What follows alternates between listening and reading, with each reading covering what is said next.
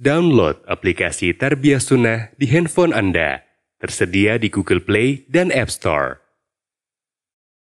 Assalamualaikum warahmatullahi wabarakatuh.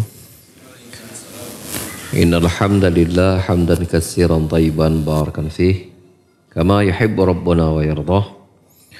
Asyhadu an la ilaha illallah wahdahu la syarika lah wa asyhadu anna Muhammadan abduhu wa rasuluhu la nabiyya ba'dah. Qala Allah Ta'ala fi kitabil karim a'udzu as-sami'il 'alim asy-syaithanir rajim. Ya ayyuhalladzina amanu taqullaha haqqa tuqatih wa la tamutunna illa wa antum muslimun.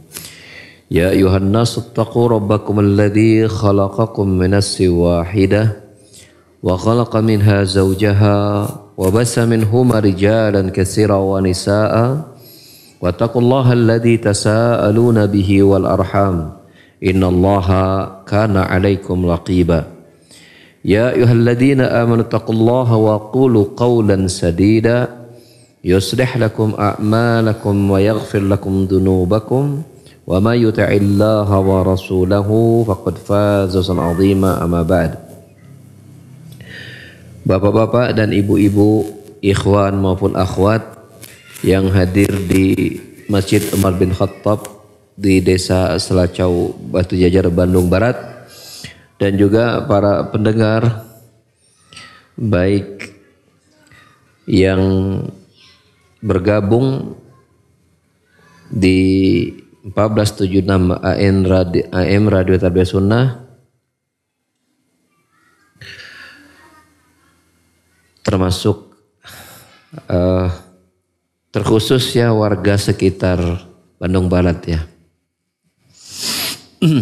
Karena AM ini jangkauan kita terbatas ya, sehingga tentu kita untuk radio menyapa tentu tetangga kita yang paling dekat ya, Batu Jajar dan sekitarnya ya. Nyampe ini ke Soreang? Enggak nyampe ya. Ke Soreang nyampe ya. Iya. Dan pendengar yang di Soreang kalau nyampe.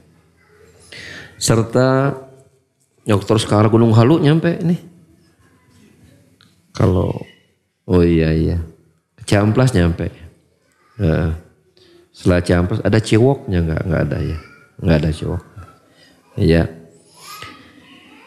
Dan sekitarnya ya, serta para penonton ya, pendengar dan pemirsa ya, atau penonton yang bergabung barangkali melalui channel YouTube Tarbiyah Sunnah yang semoga Allah rahmati kita semua.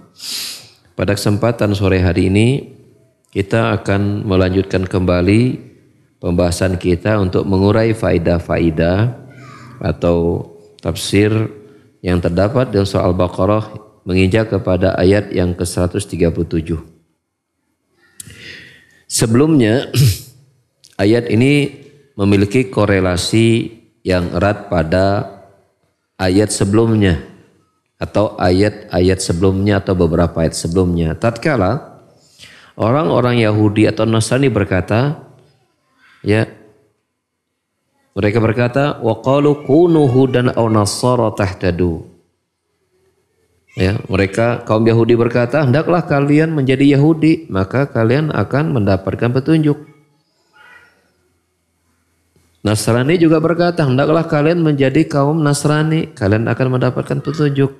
Maka di ayat yang ke-137 ini Allah Subhanahu wa taala membantah perkataan mereka dalam firman-Nya, justru fa in amanu bimisli ma amantum bi faqad ihtadaw.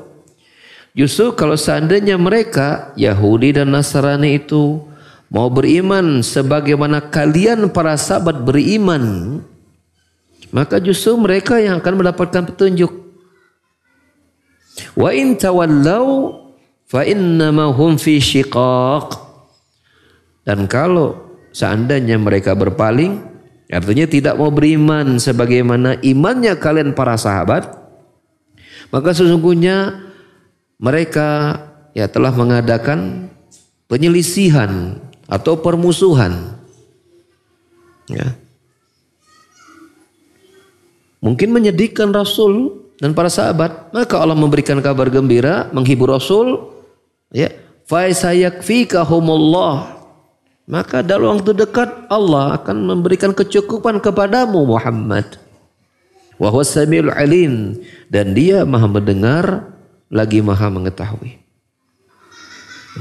Mari kita lihat perkataan Allah Subhanahu wa taala, kalau seandainya mereka Yahudi maupun Nasrani yang sebelumnya mereka mengklaim mereka berada di atas petunjuk, maka Allah mengatakan justru kalau seandainya mereka mau beriman sebagaimana kalian pada saat beriman kepada Rasul Muhammad SAW, justru mereka yang akan mendapatkan petunjuk, menunjukkan bahwa ya millatuhum ala dhalal, bahwa agama mereka itu berada di atas kesesatan, bukan di atas petunjuk. Ya.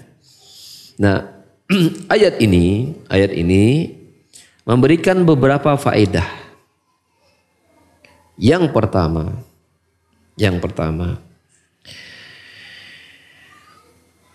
annahu labudda ayakunu imanul yahud wan nasara misla imanin nabi sallallahu alaihi wasallam wa ummatihi haqiqatan wa wasfan. Bahwasanya seyogianya imannya kaum Yahudi, imannya kaum Yahudi Nasrani itu harus sama dengan imannya Nabi dan umatnya, umat Islam maksudnya, baik secara hakikat maupun sifat imannya, ya, mulai dari rukun iman kepada 6 rukun iman, termasuk praktek-praktek ibadahnya dalam rukun Islam, ya, seyogianya begitu mestinya. Itu yang pertama.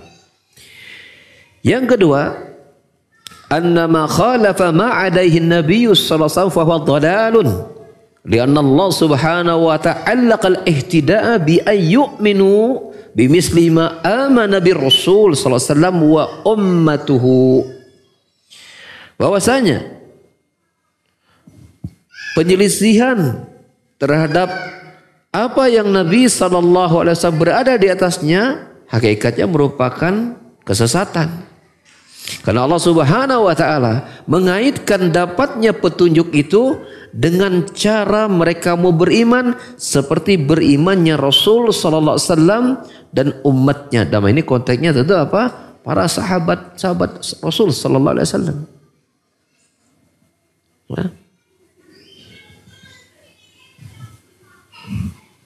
Faedah yang lain dari ayat tadi, annahu la hujjata liman tawalla an syariatin nabiy sallallahu alaihi wasallam illa asyiqaq wal mujadala bil batil.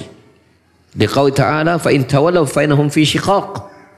Sesungguhnya tidak ada alasan, ya, tidak ada pembelaan sama sekali bagi mereka yang berpaling dari syariat Nabi SAW, kecuali bahwasanya hakikatnya mereka itu telah melakukan penyelisihan, pembangkangan, permusuhan, dan hakikatnya hanya melakukan jidal dengan cara yang batil. Karena Allah Ta'ala berfirman, fa in tawallaw, kalau seandainya mereka berpaling, ya, maksudnya berpaling dari imannya Rasul para sahabat, maka fa innamahum fi syiqaq, maka hakikatnya mereka itu berada dalam, ya, perpecahan, berada dalam penyelisihan. Hakikatnya sikap mereka yang berpaling dari imannya Rasul, imannya para sahabat, hakikatnya adalah apa? Ya, sikap berpecah dari petunjuk, menjauh dari hidayah. Walaupun mereka menyangka mereka di atas petunjuk. Faedah yang lain dari ayat tadi, wuqu'u asyiqaqi baina al-kitab wal muslimin wa alaihi fala yumkin an yattafiqa al-muslimuna wa ahli kitab fatabtulu da'watu ahli dhalal alladziina yad'una ila tauhid al-adyan. Terjadinya, ya, permusuhan, perselisihan antara ahlul kitab dan kaum muslimin. Ini berdasarkan ayat tadi. Tidak mungkin kaum muslimin itu bersepakat bersatu dengan ahlul kitab. Maka ya terbantahlah, gugurlah klaim dari segolongan orang yang menyimpang, yang menyangka bahwasanya agama itu bisa bersatu. Bahwa seluruh agama itu bisa disatukan. Namanya tauhidul adyan. Ya, ada ya sebuah agama yang mengambil semua aliran agama yang ada. Namanya agama apa sih? Iluminasi apa namanya? Entah kalau nggak salah begitu. Jadi semua agama dianggap benar. Nah, disatukan. Padahal Allah menyatakan bila ini Yahudi Nasrani masih ada. Maksudnya di zaman Nabi yang nabinya masih ada, Nabi Muhammad masih ada, ya sahabat kaum muslimin ada, hidup gitu kan. Yahudi ada, Nasrani ada. Allah telah menyatakan kalau tidak beriman seperti beriman yang para sahabat, sudah tidak mungkin bersatu. Sehingga Yahudi dan Nasrani lamma lam yu'minu saru ma'ana fi syiqaq. Maka Yahudi dan Nasrani tatkala mereka tidak mau beriman, maka kita dengan mereka berpisah. Dan tidak bersatunya ini, perpisahan ini, perpecahan ini, la budda ayyuaddiya ila adawatil wal baghdha. Ini melahirkan apa? Permusuhan dan sikap ya membenci dan berujung kepada peperangan. Bukankah demikian? Yang selalu terjadi peperangan antara apa? Kaum muslimin memerangi Yahudi, kaum muslimin memerangi Nasrani. Ya, Ar-Rum itu kan Nasrani. Ya. Terjadi peperangan. Di zaman Nabi SAW kan demikian itu ya. Berperang dengan Romawi ya. Seperti itu. Sampai akhirnya setelah Nabi wafat, pada saat wafat muncul ada namanya perang salib. Perang salib. Ya. Dan nanti ya, yang sampai saya qatulunahum aidan marra ukhra hatta yadkhul Islam asimatum ar-Rum. Ya. Dan sampai nanti peperangan akan terjadi yang akhirnya kaum muslimin Islam masuk ke negara Romawi, dan itu akan terjadi di waktu yang akan datang biidznillah. Di mana ya sanuqatil al-yahud hatta yakhtabi al-yahud bil hajar wasyajar. Sampai nanti pada waktunya, ini merupakan masa-masa sebelum terjadi hari kiamat. Bahwa nanti kaum muslimin akan kembali memerangi Yahudi sampai mereka sembunyi. Ya, nyumput si Yahudi ini teh. Sampai ada seorang Yahudi bersembunyi di balik batu, di balik pohon. Fayunadi, maka si batu dan pohon itu bisa berbicara. Allah yang menyuruh berbicara. Ya. Ngomong begini, ya Abdullah, wahai hamba Allah, maksudnya kepada orang mukmin. Hada Yahudi warai, tah ya tah Yahudi tah, si Yahudi tah ya tah gitu. Di belakang saya, faktulhu, bunuhlah dia. Jadi Yahudi mah dimanapun dia sembunyi mesti ketahuan, karena sembunyi balik batu, batunya ngomong tah Yahudi sembunyi di dia. Sembunyi balik pohon, pohonnya gede, nah si pohonnya kayak ngomong. Naik pohon di atas juga ngomong si pohon nanti. Kan misalnya nyumput naik pohon gitu. Si pohon juga nanti ngomong tuh, tak Yahudi dia gitu. Kecuali ada sebuah pohon al-gharqad. Ya, karena ini pohon Yahudi. Ya. Dan sudah banyak berita yang sampai ke kita bahwa banyak hari ini Yahudi Palestina itu menanam pohon-pohon gharqad. Ya. Berarti mereka sudah siap apa? Sudah siap sembunyi. Berarti tahu agama nate agama sesat itu. Lucu. Tapi kalau hati udah tertutup ya anggar weh. Itu. Faedah lain dari ayat tadi, adalah al-wa'idus syadidu li haulal mutawallin an syariatin Nabi sallallahu alaihi wasallam. Ya, bahwasanya ayat tadi juga berisi akan ancaman yang sangat keras kepada orang-orang yang berpaling dari agama Nabi sallallahu alaihi wasallam, karena Allah berkata kepada nabinya ketika mereka berpaling, fasayakfikahumullah. Kelak Allah akan mencukupkan engkau Muhammad dengan mereka. Artinya apa? Dengan engkau dan kaum muslimin akan menguasai mereka. Ini ancaman dari Allah kepada mereka atau kepada siapapun yang berpaling dari agama Muhammad sallallahu alaihi wasallam, sehingga takaffalallahu subhanahu wa ta'ala li nabi Muhammadin sallallahu alaihi wasallam annahum idza lam yu'minu bimisli ma amanal mu'minun wa tawallaw fa innallaha ta'ala sayakfihi iyyahum an qardin. Alhamdulillah. Maka Allah Subhanahu wa taala memberikan jaminan kepada nabinya Muhammad sallallahu alaihi wasallam, ya, ketika mereka tidak mau beriman seperti berimannya kaum mukminin para sahabat kepada nabi dan ajaran Nabi sallallahu alaihi wasallam, maka Allah Subhanahu wa taala akan mencukupkan Nabi terhadap mereka dalam waktu yang sangat dekat. Alhamdulillah.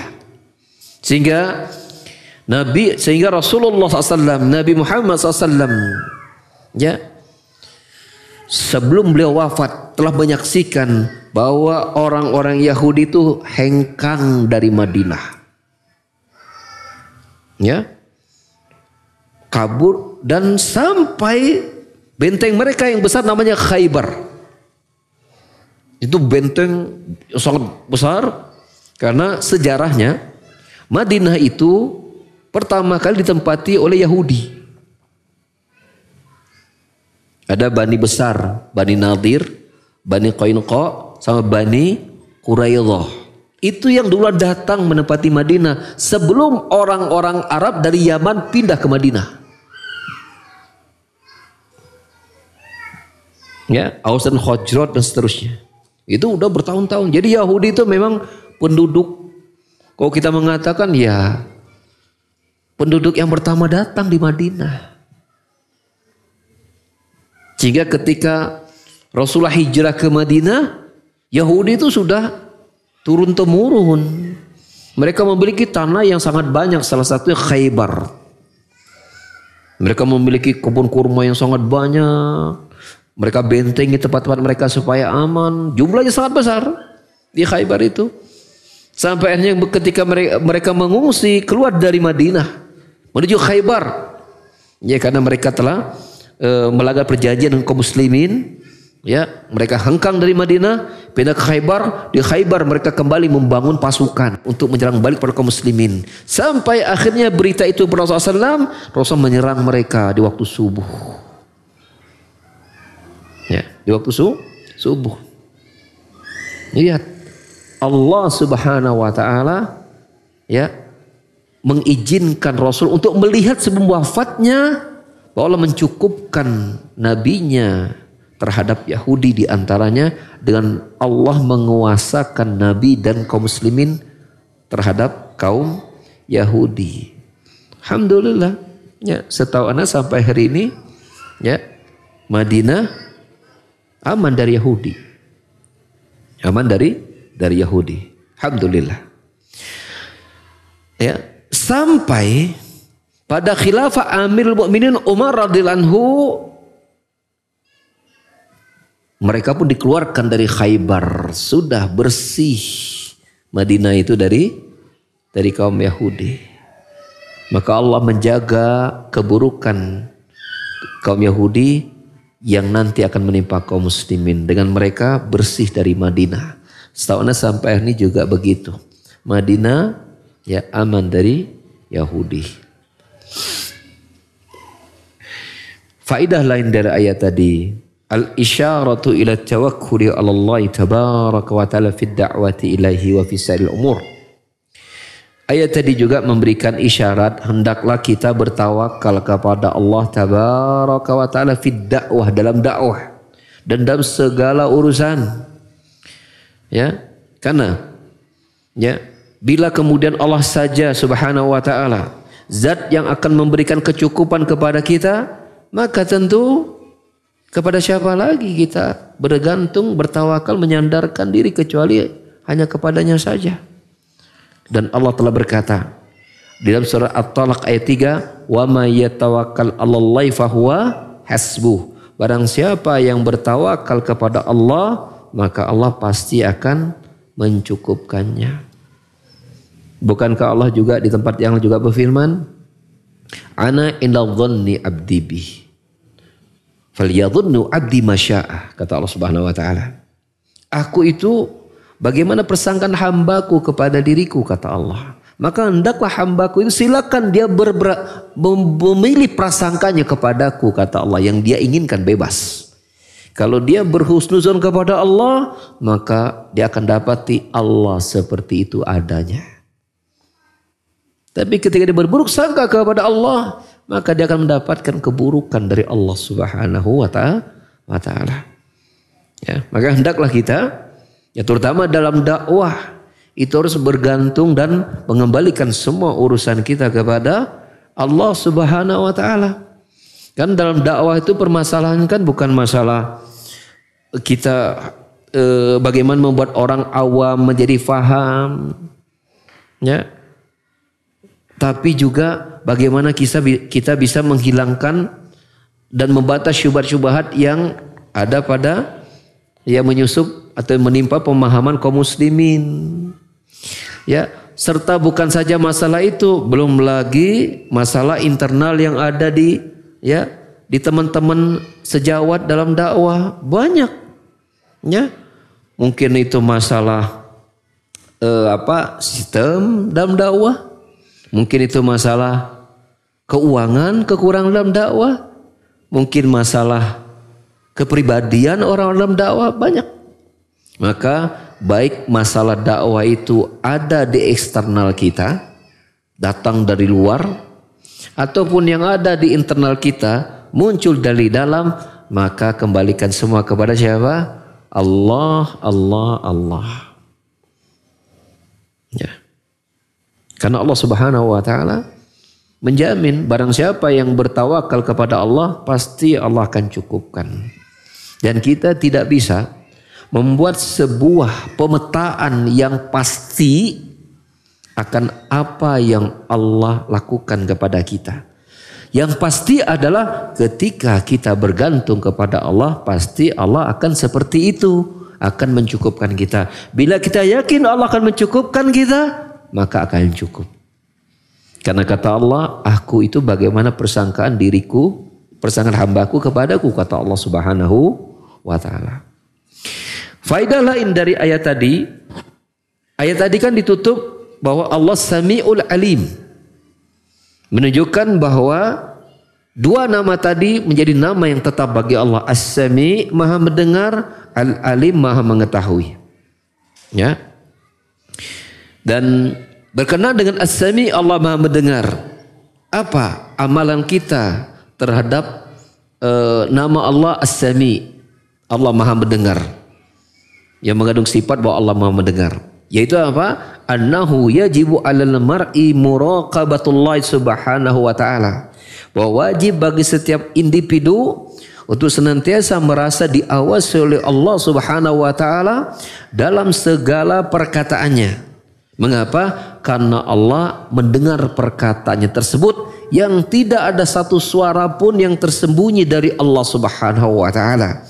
Bal hum ya'lamu azza wa jalla ma tawaswasa bi nafsul insan wa in lam yatakallam bi. Bahkan Allah mengetahui apa yang dibisikkan oleh jiwa seseorang itu walaupun dia belum mengucapkannya. Belum mengucapkannya, tidak terlontar dalam lafaz-lafaznya, baru berupa bisikan, itu Allah mendengar bisikan tersebut. Maka hendaklah seseorang menghadirkan sikap merasa diawasi oleh Allah dalam apa-apa yang dia ucapkan. Demikian pula hendaklah seseorang merasa diawasi oleh Allah Subhanahu wa taala baik dalam sembunyinya maupun dalam keadaan terang-terangannya. Ya, karena Allah Subhanahu wa taala memiliki nama Al-Alim, yaitu sifat bahwa Allah mengetahui annahu ya'lamu kulli syai'. Bahwasanya Allah Subhanahu wa taala mengetahui segala perkara, baik yang terlihat maupun tersembunyi. Sehingga ya ketika Allah Subhanahu wa taala ya menggambarkan tentang adanya orang-orang yang menyimpang, menjauh dari dakwah Muhammad SAW, maka Allah tahu apa yang terbaik buat dakwah ini. Ya, ketika dalam dakwah kita berhadapan dengan orang-orang yang menyelisih kita, Allah mengetahui keadaan kita. Dan ketika Allah menyatakan Allah mengetahui, Allah mendengar, maka hendaklah kita menguatkan doa-doa kita untuk meminta pertolongan kepada Allah agar diberikan kemudahan dalam dakwah ini. Ketika kita berhadapan bahwa ternyata dakwah ini mengalami berbagai macam kesulitan. Ya, berhadapan dengan orang-orang yang ya mendengar tapi tidak mau menerima. Ya. Mendengar, tahu tapi tidak mau beramal. Ya, seperti itu. Demikian para jamaah sekalian, beberapa faedah dari ayat tersebut, ya. Sudah atau itu aja, ya. Singkat saja ya, karena saya mau ada rapat ini habis kajian.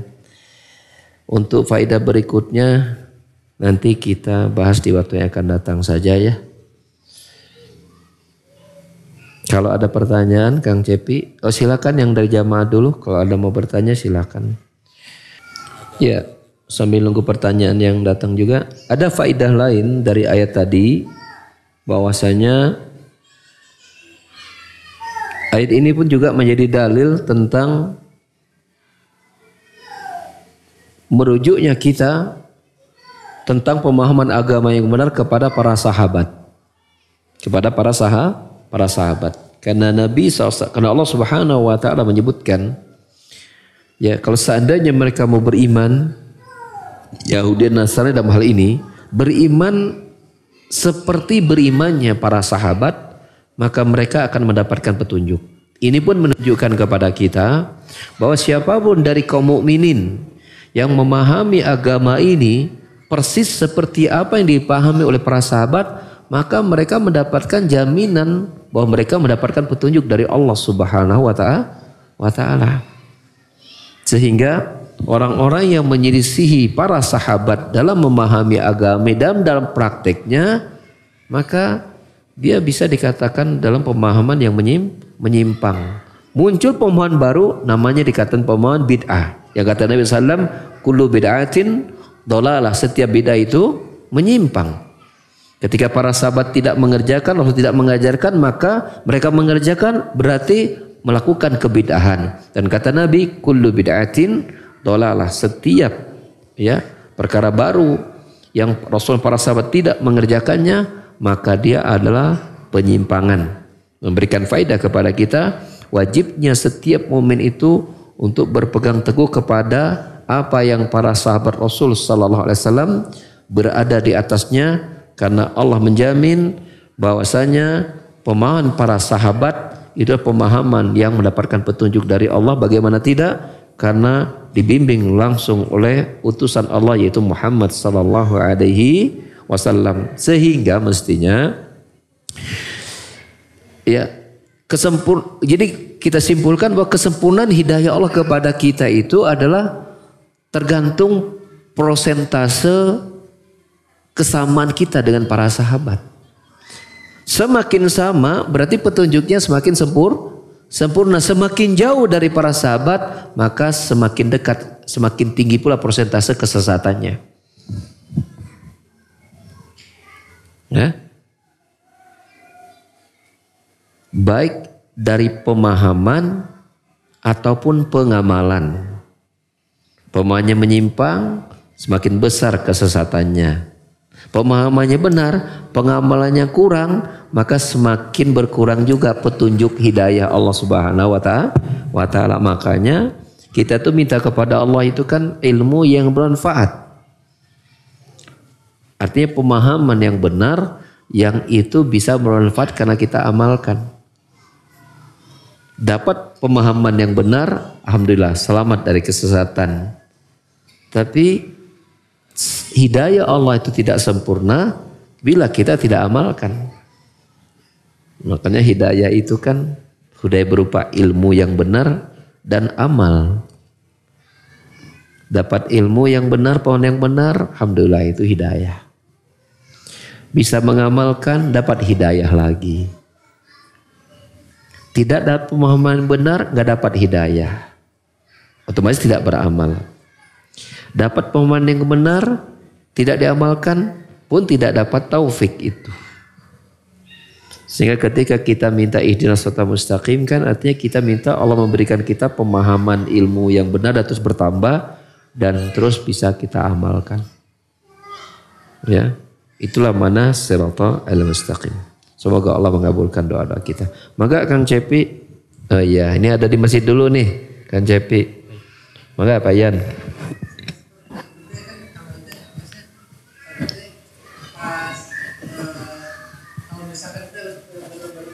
Kepada para sahabat, maka dia berkata seperti ini.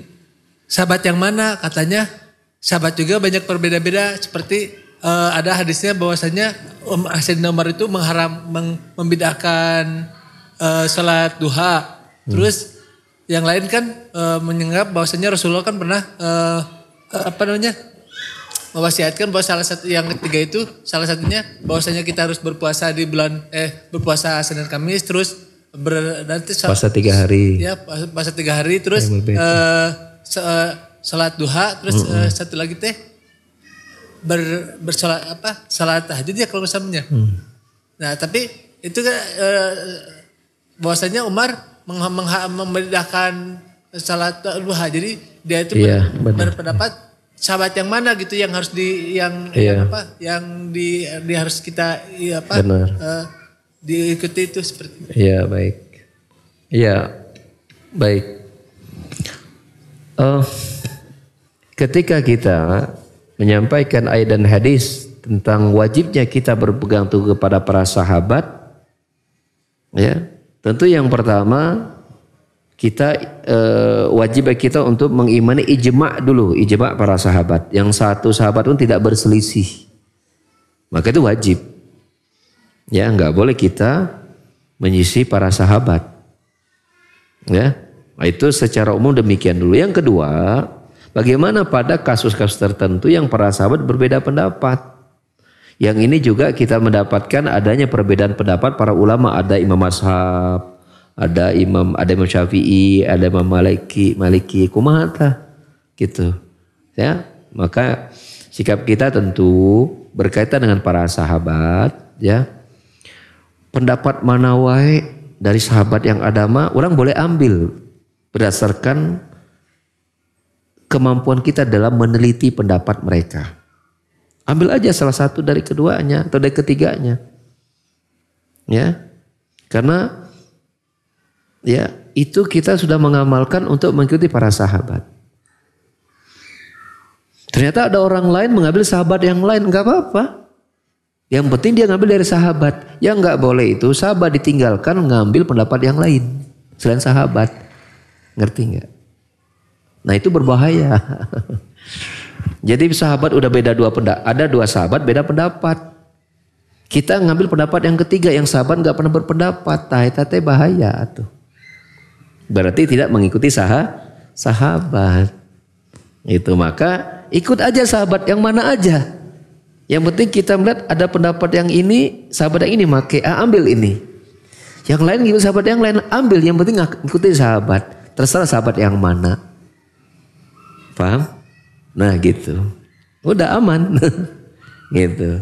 Sebagaimana ketika ada seorang belajar tentang mazhab, dia ngambilnya mazhab Syafi'i, mah enggak tenan naon. Berdasarkan penelitian dia, mazhab Syafi'i dan masalah lebih kuat. Yang lain mengambil pendapat Hambali dan masalah ini pendapat Hambali lebih kuat. Silahkan, enggak masalah.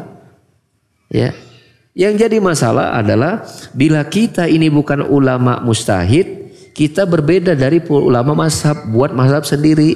Padahal kita bukan ulama mujtahid gitu. Nah, itu masalah itu. Ya, seperti itu.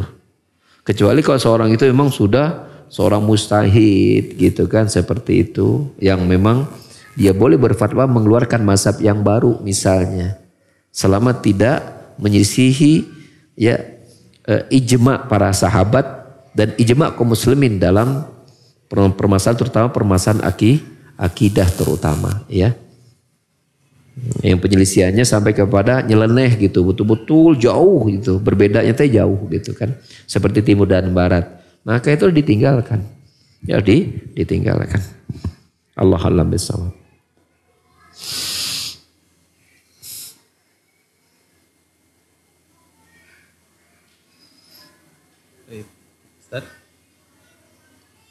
Termasuk perkara yang dilarang adalah seseorang mencela pemahaman sahabat. Itu pun berbahaya. Dan merendahkan sahabat. Bahkan itu bisa kufur. Mencela, merendahkan agamanya sahabat. Itu bahkan bisa masuk kepada kekufuran. Ya. Tapi kok sahabat beda pendapat, kita boleh mengambil salah satunya. Dan itu aman. Selama kita meneliti bahwa ini ya jelas rujukannya. Allah a'lam bishawab. Baik. Kang Cepi di studio ada pertanyaan? Ada Ustadz, ada satu pertanyaan yang masuk Ustadz dari beliau tidak menyebutkan namanya. Beliau bertanya, Bismillah, Assalamualaikum. Ustadz, mengikuti pemahaman para salafus soleh atau sahabat, lalu dianggap sesat di keumuman masyarakat sekarang. Apakah ini bukti dari kandungan ayat ini Ustadz? Silahkan. Apa pertanyaannya? Kita mengikuti para sahabat, terus? Lalu dianggap sesat di keumuman masyarakat sekarang. Apakah ini bukti dari kandungan ayat ini? Silahkan. Oh, ketika kita mengikuti para sahabat, kita dianggap menyimpang oleh masyarakat misalnya. Apakah bukti dari ayat ini? Maksudnya bukti kumaha? Bingung saya. Kalau ayat ini kan berbunyi, kalau seandainya mereka mau beriman seperti berimannya para sahabat, maka mereka akan mendapatkan petunjuk. Ya, tapi kok mereka tidak mau ikuti para sahabat, maka mereka berada di atas penyimpangan. Ya, kan begitu. Nah, kemudian ada situasi ketika kita mengikuti para sahabat, kita dianggap sesat. Padahal ayat ini menunjukkan yang sesat teh kalau menyelisih para sahabat. Maksudnya bukti ayat ini teh kumaha gitu maksud saya. Ya agak bingung maksud saya pertanyaannya. Ayat ini memberikan bukti atau memberikan penjelasan siapapun yang memahami agama menyisi para sahabat, terutama dalam prinsip-prinsip tauhid dan akidah, maka mereka itu sesat, menyimpang.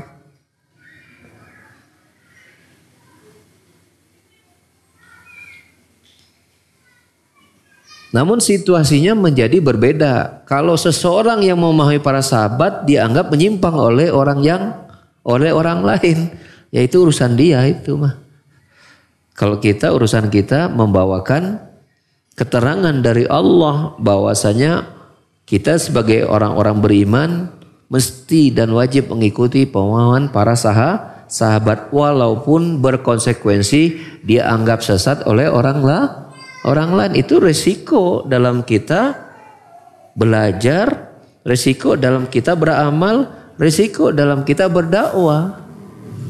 Nah gitu. Jadi pasnya pertanyaannya ya bahwa dianggap sesat itu resiko dalam kita mengikuti pemahaman para sahabat. Resiko itu. Kita dianggap ini ya. Wong Nabi saja kok oleh orang-orang Arab di masa itu dianggap majnun, kok orang gila, memecah belah keluarga, tukang sihir, ahli syair. Padahal Rasul itu kurang apa? Akhlaknya sempurna. Wa innaka la'ala khuluqin azim. Ya. Maka saya lebih mengajak dari pertanyaan tadi untuk apa? Bersabar dalam dakwah. Terus belajar, tawakal kembalikan urusan semua kepada Allah Subhanahu wa taala dan coba juga evaluasi. Jangan-jangan memang kitanya yang kurang yang kurang pas dalam membawakan dakwah ini gitu loh. Yang kalau dakwah ini dibawakan dengan cara, dengan takaran yang pas, orang jadi bisa nerima. Kalaupun gak setuju, gak parah gitu misalnya sikapnya. Bisa jadi juga begitu. Karena kita di lapangan mendapati ada sebagian teman-teman kita yang sudah belajar sunnah, mengikuti pemahaman salafi, mengikuti pemahaman salafus soleh, membawakan dakwahnya mungkin lebih gede semangat daripada ilmu gitu kan. Sehingga membawakan dakwah ini kurang indah. Kurang indah. Boro-boro di masyarakat, di keluarganya saja gatot. Tahu gatot? Gagal total. Kenapa? Begitu dia mulai mengenal sunnah, mengenal salaf, langsung. Mah, tata bidah, langsung. Syirik, langsung. Padahal baru juga kemarin dia mulai berubah. Langsung, kalau bahasa kita menghantam kromo ya. Gitu, serang sana, serang sini. Padahal makomnya harus belajar dulu. Bukan ngomong gitu kan. Harusnya belajar yang perbanyak, bukan ngomong. Kekurangan yang ada di keluarganya dia sabar. Timingnya belum tepat. Waktunya belum tiba. Tahan. Tapi dah kumaha itu semangat udah menggelora. Udah gak kuat itu lihat gitu kan. Ya sudah mau diapain. Makanya saya mengatakan perlu kita juga mengevaluasi. Bisa jadi sikap orang kepada kita itu karena memang dangkalnya ilmu kita dalam ilmu dakwah. Baik materi tentang agamanya kita masih minim. Kontennya itu loh. Termasuk minimnya kita dari metode menyampaikannya masih minim. Maka evaluasi. Penting itu. Ya. Jangan sampai ayat tadi dijadikan itu bukti nih ayat bahwa kita teh benar. Kenapa? Sudah ada yang memusuhi kita sebagaimana orang-orang zaman Nabi memusuhi Nabi karena Nabi benar. Lah ente Nabi mah petunjuknya dari Allah gitu. Sahabat dibimbing oleh Nabi. Lah kita yang membimbing kita siapa? Lalu kita langsung menyimpulkan setiap yang memusuhi kita, tidak menyukai kita, berarti mereka salah mutlak, orang lu pasti benar mutlak. Ngaca tuh. Ngaca bro. Kita siapa? Bisa jadi mereka menjauh dari dakwah ini karena apa? Minimnya informasi yang kita miliki tentang dakwah salaf ini sendiri gitu loh. Maka saya juga menyatakan begini, ya memang resiko dakwah itu ada, tapi mbok ya juga kita banyak juga introspeksi ke dalam. Jangan-jangan ini terjadi karena ulah perbuatan kita. Sikap mereka karena pembawaan kita yang barangkali belum sempurna. Keliru malah, salah malah gitu kan. Sehingga akhirnya melahirkan ya, permasalahan yang mestinya tidak perlu terjadi seperti itu. Ya. Dan sering kali maaf. Beberapa kejadian di lapangan itu seringkali masalah pertama itu dalam dakwah itu masalah akhlak. Saya ikhwan. Ini pengalaman saya pribadi kepada sebagian teman-teman. Kita ini berada di sebuah lingkungan masyarakat yang itu gak sama dengan kita. Saya pernah bertangga dengan sebuah masjid, wah pokoknya tuh. Tapi ya kita tetap sholat berjamaah. Ketemu sama orang kita senyum, salam, 5S apa tuh? Senyum, salam, sapa, sopan, santun. Itu enggak dijalankan. Wah iya mah masjid, iya mah pokoknya pemahaman mah. Wah pokoknya sudah. Ke masjid baru yung pasang muka baut. Ketemu orang, iya mah lain salapi. Mah tekedah salam, tekedah senyum. Allah musta'an. Berarti kita keliru dalam membawakan dakwah ini. Itu masih muslim loh. Kita orang yang kurang ilmu, berarti dakwah kita pakai akhlak dulu mestinya. Karena konten dakwahnya ilmunya kan belum punya tuh. Akhlaknya nggak boleh gagal. Nabi itu akhlaknya udah menang di muka. Sebelum beliau bicara tentang tauhid. Sejak muda beliau mendapatkan gelar Al-Amin. Pemuda yang sangat dipercaya. Akhlaknya sempurna. Sebelum beliau mendakwakan tentang la ilaha illallah, akhlaknya sudah menang dulu di muka. Di hadapan kaum musyrikin Arab. Kita mukanya aja, displaynya aja ini gagal. Baru-baru kita bicara tentang konten dakwah. Kita minim ilmunya. Display kita saja. Nggak menampakkan ya keindahan akhlak. Lalu bagaimana kalau kita berhadapan dengan yang asli sengaja mau membenci kita. Dengan ucapan perbuatannya. Sabar nggak? Jangan-jangan. Iya mah. Udahlah salah kalau menyimpang. Malah yang ditabuk. Allah musta'an. Debat pasti nggak bisa, ada boga ilmu. Sabar nggak kuat. Tinggal nunggu waktu. Pas saya yang pisik-pisik. Nah. Lalu kemudian kita berkata, kita dimusuhi banyak orang karena kita salafi. Benar nggak kira-kira? Kurang bijak kalau kita mengatakan seperti itu. Seolah-olah maaf ya. Seolah kita ini menghakimi masyarakat, disalahkan terus. Karena berbeda dengan kita masalah. Wae. Kita nggak menutup mata bahwa ada kesalahan di mereka. Tapi juga jangan menutup mata bahwa kita juga punya kekurangan. Maka perbaiki dulu kekurangan kita. Bila kita mau ada permasalahan di lapangan, yang pertama kali harus kita urus itu adalah apa? Diri kita. Itu penting. Jangan kemudian ketika ada masalah, iya mah karena si anu dah. Itu sudah salah metode dalam memahami masalah. Evaluasi dulu ke dalam. Sampai ke dalam, oh iya memang ada yang kurang. Oh baik diperbaiki ke depan. Ya. Tidak menutup mata bahwa memang terjadi banyak penyimpangan di masyarakat kita, banyak. Semua kita paham itu. Jadi persoalannya adalah seberapa cinta kita agar mereka dapat hidayah. Seberapa besar semangat kita agar mereka keluar dari penyimpangan mereka. Itu yang menjadi pertanyaan kita selama ini mestinya. Ya. Bagaimana kita bisa merangkul mereka dan buat mereka bisa senang kepada dakwah ini. Nah itu yang menjadi PR kita semua sebenarnya. Yaitu sempurnakan dulu akhlak kita. Tampilkan dulu akhlak kita bahwa kita orang yang menampilkan Islam sunnah ini dengan tampilan yang indah. Kadang-kadang sebagian teman-teman itu kok jangan dapat orang nunduk wahyu. Enggak ada senyum, enggak ada kalam, enggak ada salam. Allahu Akbar.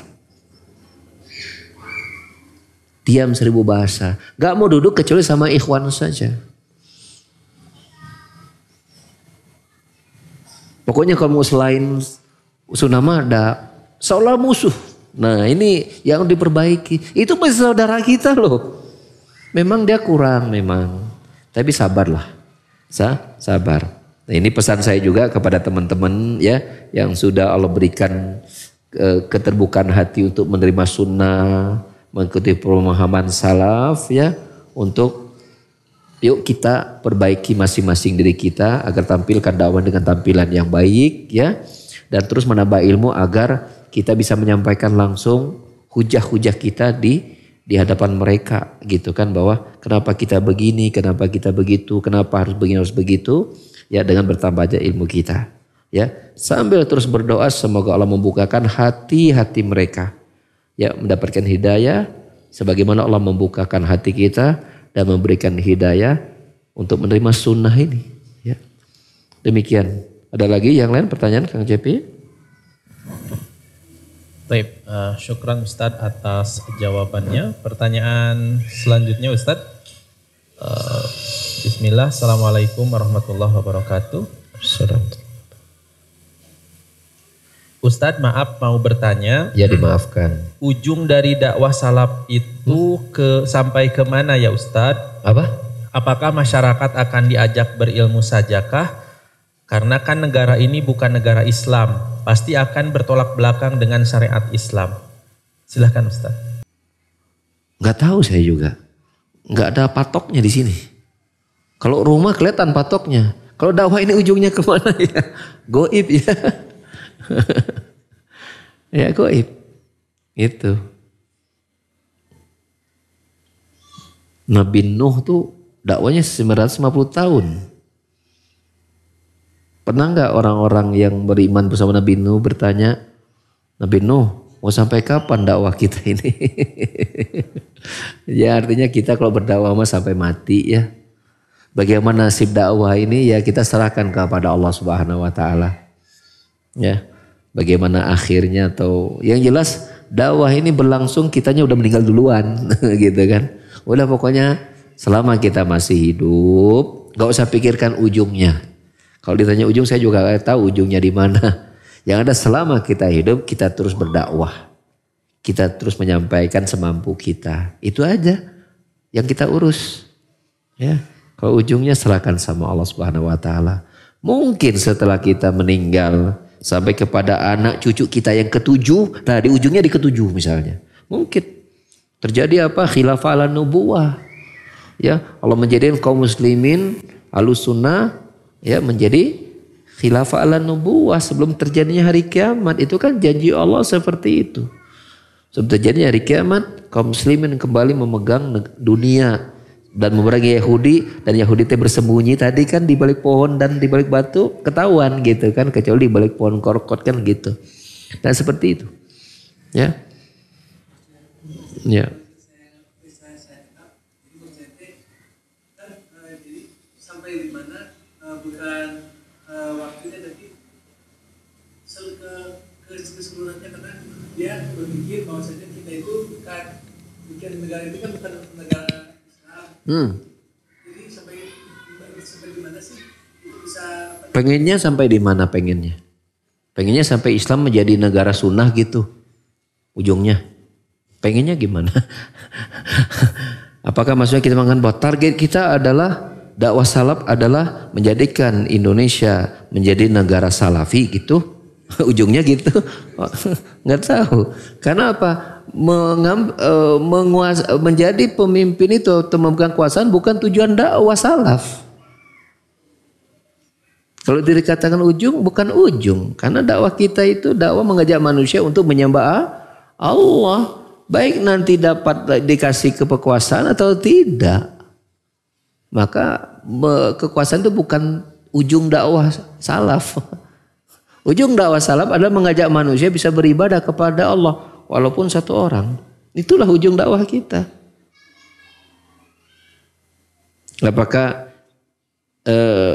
Apakah banyak nabi itu Allah utus kemudian targetnya apa? Jadi raja? Coba saya mau tanya pada Pak Ian. Nabi yang kita ketahui minimal ada berapa? 20 lebih. Ya anggap begitu. Yang jadi raja sok coba sebutkan. Nabi sekaligus raja sawai. Sulaiman 1. Nabi Daud 2. Dzulkarnain. Anggap aja Dzulkarnain 3. Siapa lagi? Anda minta 7. Atau berarti kalau 20 lebih terjadi Nabi dan Rasul, yang haji raja 7 berarti yang tidak jadi raja salah dong dakwahna. Kalau memang kekuasaan dijadikan tujuan dakwah. Benar tuh. Nabi Nuh 950 tahun berdakwah jadi raja ujungnya untuk. Berarti Nabi Nuh salah tuh dakwahnya tuh, tujuannya gak jadi penguasa. Kan gak begitu kan tujuan dakwah. Tapi kalau Allah bukakan, Allah berikan kita kuasa, alhamdulillah. Ya. Semuanya serba sunnah gitu kan. Dagang sunnah, gak ada riba, nikmat. Jamaah penuh, sholat 5 wajib gak lewat, nikmat. Semuanya pakai jilbab, nutup aurat, indah. Gitu kan? Gitu. Alhamdulillah. Gitu. Tapi tujuan kita manusia mau beribadah kepada Allah, tidak berbuat syirik. Ditinggalkannya penyembahan kepada berhala, itu nikmat luar biasa. Karena itulah tujuan para nabi dan rasul diutus. Jadi ujungnya dakwah kita ini, bisa di negeri kita ini, kita tidak pernah menyatakan target dakwah salafi di Indonesia ini adalah menjadikan Indonesia negara salafi. Lah, nggak ada itu, nggak ada. Kita nggak pernah bertarget sama sekali seperti itu, nggak ada wallahi. Target kita hanya bagaimana bisa manusia beribadah kepada Allah Subhanahu wa taala. Ya. Lalu kemudian negara berubah menjadi negara sunnah, alhamdulillah. Tapi itu bukan cita-cita dakwah salaf. Itu bukan cita-cita dakwah sunnah. Cita-cita kita adalah tadi apa? Sebagaimana tujuan ulama para nabi, cita-cita mereka ya, u'budullaha wastanibut taghut, beribadahlah hanya kepada Allah, tinggalkan semua sesembahan selain Allah Subhanahu wa ta'ala. Ya, bila itu dimaksudkan ujung, nah itu ujungnya dakwah sunnah ya. Agar manusia semua beribadah kepada Allah Subhanahu wa ta'ala. Dan kita terus mendoakan siapapun, termasuk pemimpin kita, mudah-mudahan mereka semakin dibukakan hidayah oleh Allah untuk bisa mengenal dan mencintai sunnah dan mengamalkannya. Ya, mendoakan semua saudara kita kaum muslimin Indonesia atau dimanapun mereka berada, agar bisa mendapatkan nikmatnya hidup di atas sunnah, mengikuti pemahaman salafus soleh. Amin Allahumma amin. Subhanakallahumma hamdika asyhadu an la ilaha illa anta astaghfiruka wa atubu ilaik. Wa akhiru da'wana alhamdulillahirabbil alamin. Wassalamu alaikum warahmatullahi wabarakatuh.